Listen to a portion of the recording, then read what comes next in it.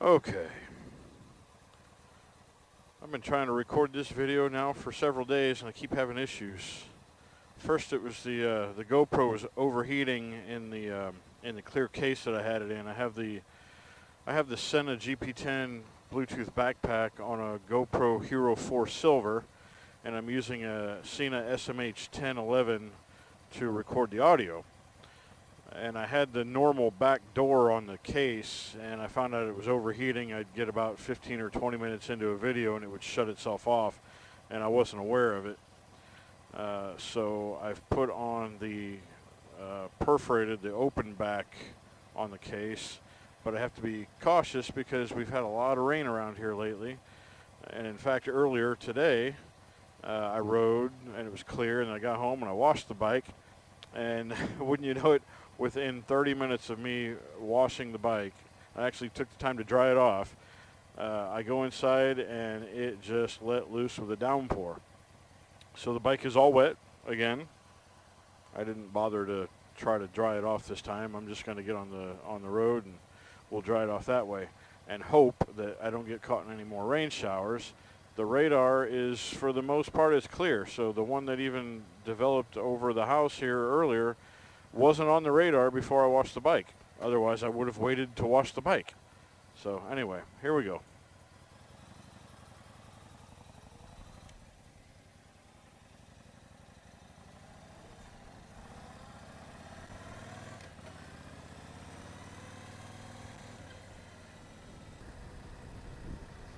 Still looks like it could shower in a few places around here.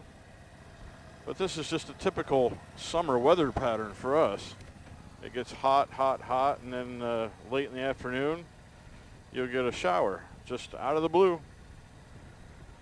And it'll rain for 30 minutes maybe. And when the rain goes away, it's humid as all get out, steamy. And it may sound like I'm complaining, but trust me, I am not complaining. It was about almost 90 degrees earlier today when I washed the bike, and now it's cooled off to only 77. But the humidity's up there. It's kind of high. It's not a cool 77 degrees, that's for sure.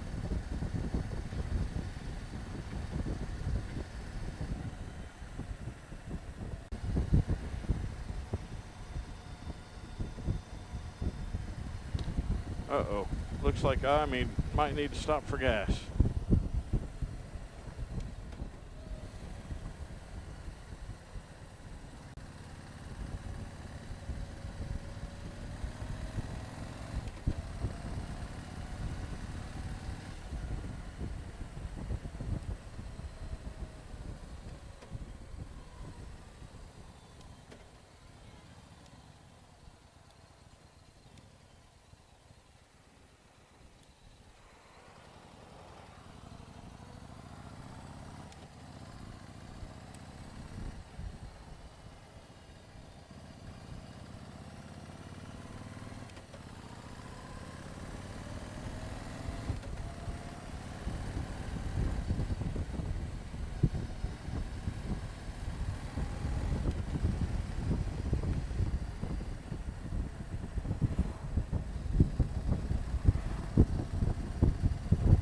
Okay, so I've been wanting to get this video done for a little while now.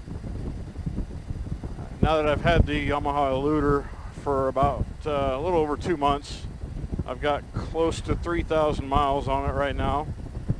So I actually ride my motorcycle.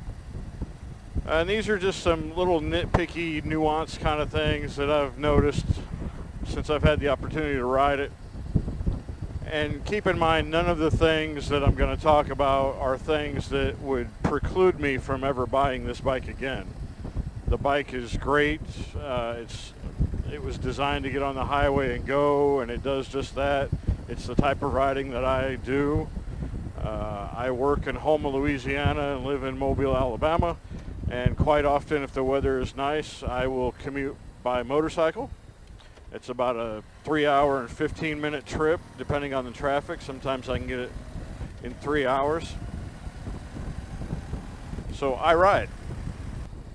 So first off, The bike as it comes has a lower windshield, real short windshield on it, which is typical of a bagger style design cruiser. You know, the Harley Davidsons come to mind right away. And I knew that going into it, so one of the dealer accessories that I purchased right off the bat was the medium-sized windshield, which is the tallest one available for this bike. I typically ride with a half helmet. I was wearing a skid lid half helmet. I've upgraded, the one I'm wearing now is the HJC Cruiser 2, which is still, I guess, considered a half helmet, but it's almost 3/4 because it does come down over my ears. And I do have, I forget the brand. I bought another one, another half helmet that's a true half helmet, but it's not skid lid. And off the top of my head, I don't recall the brand on it now. And it's a true half helmet, sits over my ears, or over the top of my ears.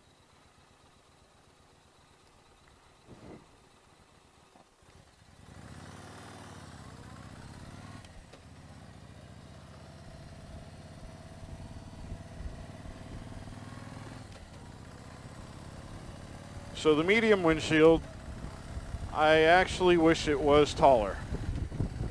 I've ridden in the rain a couple of times since I've had the bike. Riding in the rain doesn't really bother me.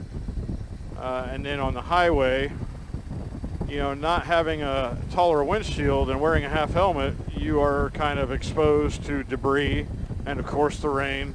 Now both of these newer helmets that I bought have drop-down visor built into them, which, you know, those are nice.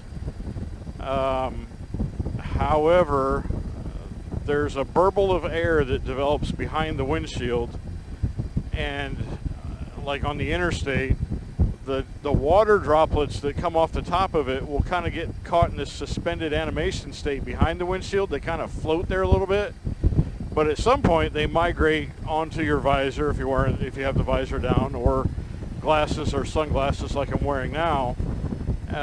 Not only do they migrate to the front of the visor or your lenses, but they also get up behind the visor or your lenses. And that becomes a real problem with visibility. You know, if I get a little water droplet on the front of my lenses, I can kind of lean out into the slipstream and clear them off a little bit. But if it gets in behind them, well, it's there. You can't do anything about that. So if they made a taller windshield for this, I would put one on there, but you know, that's kind of me. I prefer that. My Yamaha V-Star, the V-Star 1300, I have a taller windshield on it, and I don't have those problems. I look through the windshield about an inch or two below the top of that windshield. This one I'm looking over the windshield by about 1.5 inches, maybe 2 inches.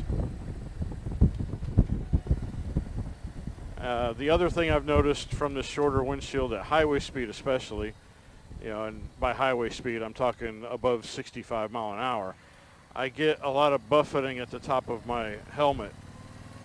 If I lean down just a little bit, it goes away. So a taller windshield would definitely help with that problem. So those are, you know, that's a nuanced thing. It depends on the rider. Some riders that doesn't bother them in the least. To me, it's a little bit annoying, you know, especially on a 3-hour ride. You know, after the first hour and a half, that buffeting, it gets a little tiresome.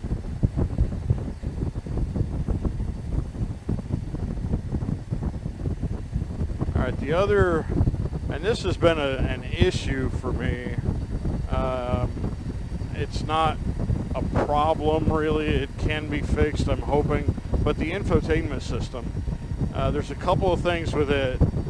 Firstly, if I have my iPhone plugged into the USB port that's in the little cubby here on the right underneath the throttle, if it's plugged in there and I have the radio on and I have an FM radio station selected on the tuner and I'm listening, I'm cruising along, at some point, without me commanding it to do so, the bike will jump from the FM tuner to my iTunes on the phone, or it'll notice the USB connection to the phone. It'll jump to that, uncommanded by me.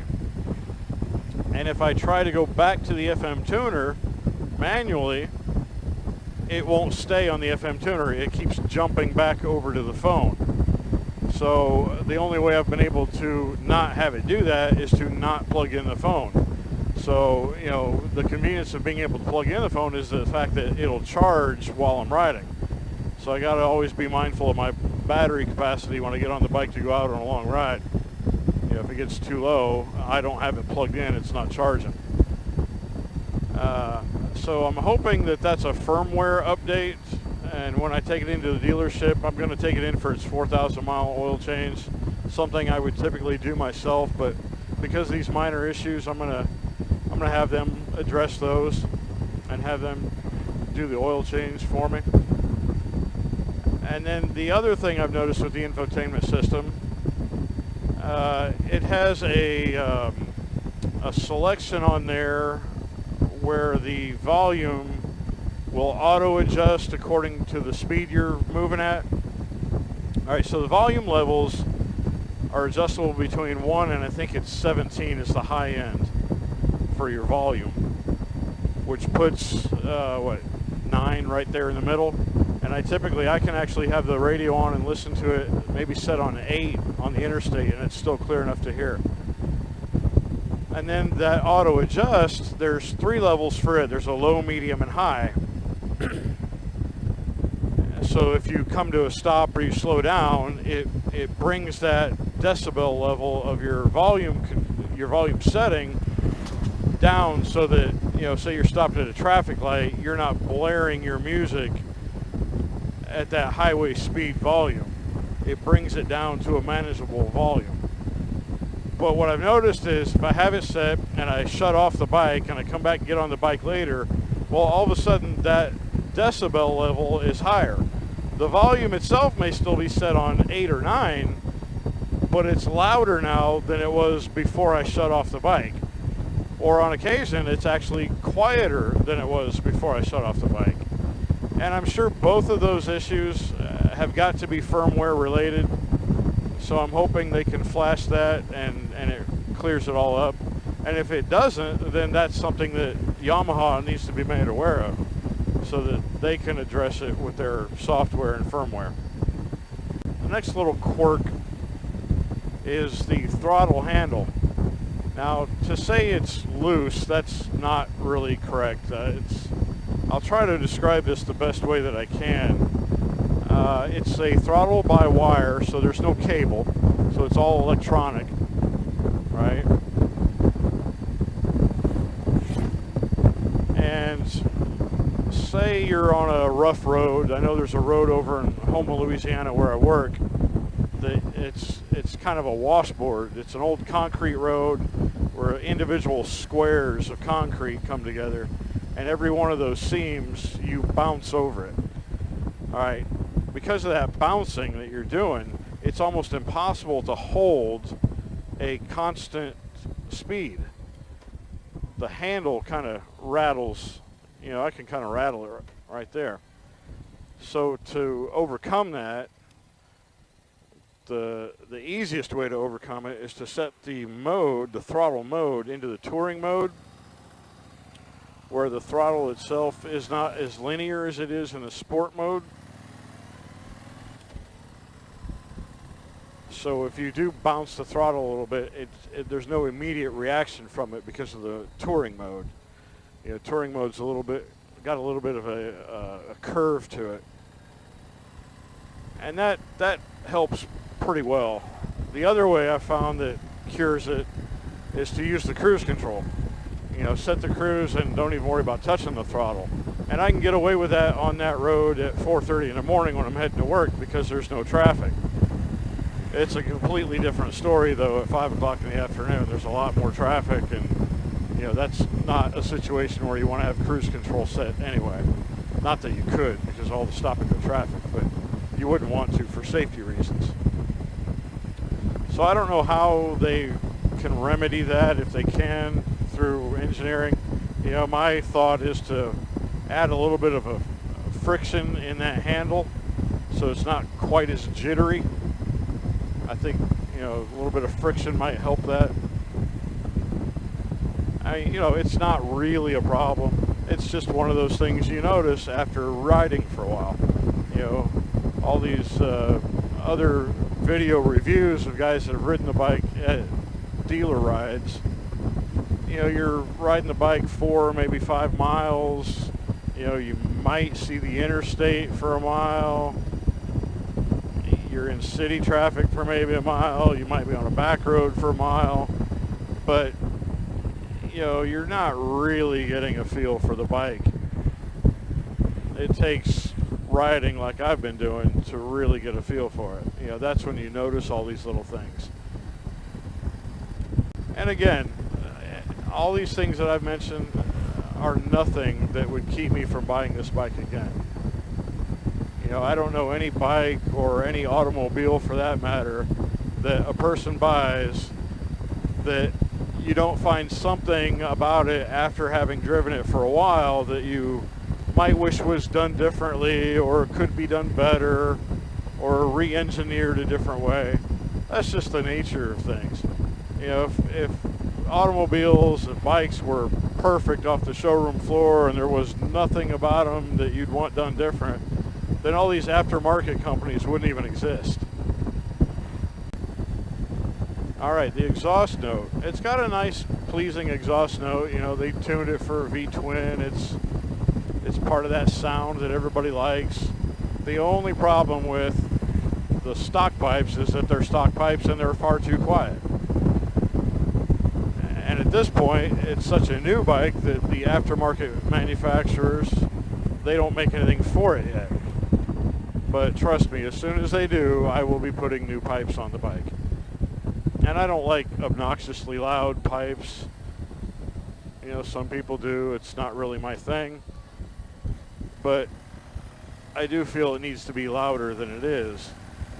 You know, if cagers aren't going to turn their head and look for you, then maybe having a louder exhaust, you know, maybe they'll hear it if they're not going to see you.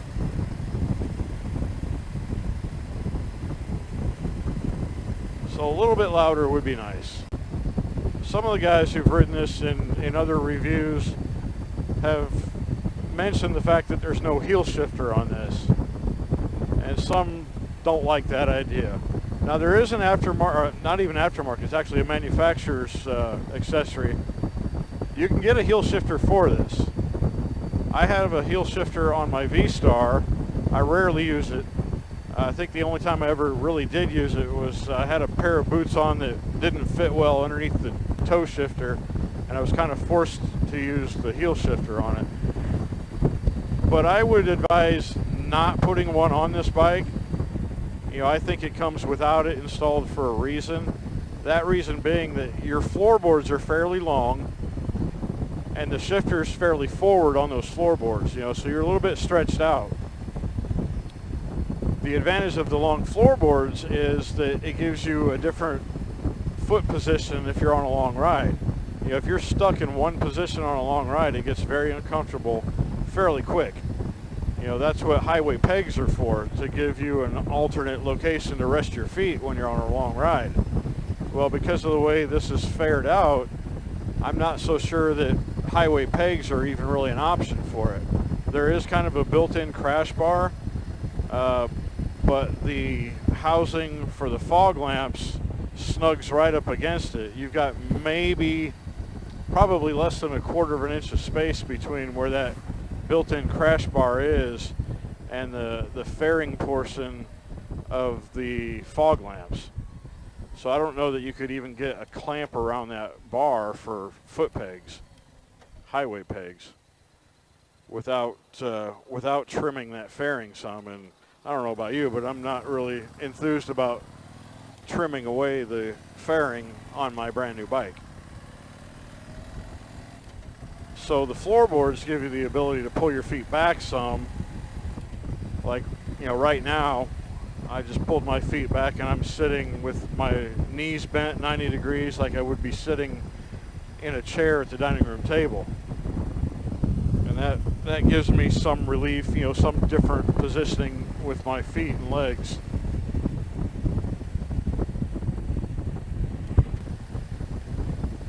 And really, those are the only things about this bike that I would have any complaint about. And they're minor, in my opinion.